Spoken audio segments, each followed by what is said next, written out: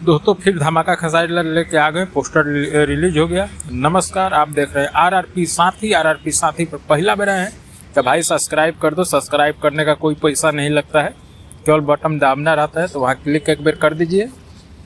चलिए आप लोगों को दे दे जानकारी कि खेसारी लाल यादव जी का सॉन्ग का पोस्टर आ गया आज 7 तारीख को, जो 9 तारीख को आने वाला है। तो गाने का नाम है राजा हमरा से, गाने का नाम है राजा हमरा से।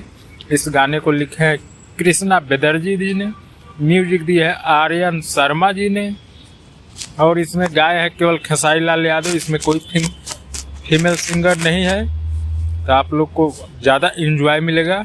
आकांक्षा पूरी एक्ट्रेस है, खेसारी लाल के जोड़ी में आकांक्षा पूरी है। तो आप लोग देखिए इस गाने को, 9 तारीख के इंतज़ार करिए। और एक और शिकायत है मेरा और हमारे दोस्तों को भी कि 6:30 बजे का टाइमिंग ना दे के 7:30 बजे वाला ही टाइमिंग राइट था, या 7:20 वाला टाइमिंग। तो बंटी यादव जी से रिक्वेस्ट रहेगा कि इसको टाइमिंग में सुधार लाया जाए। और आप हमारे चैनल पर नए हैं तो चैनल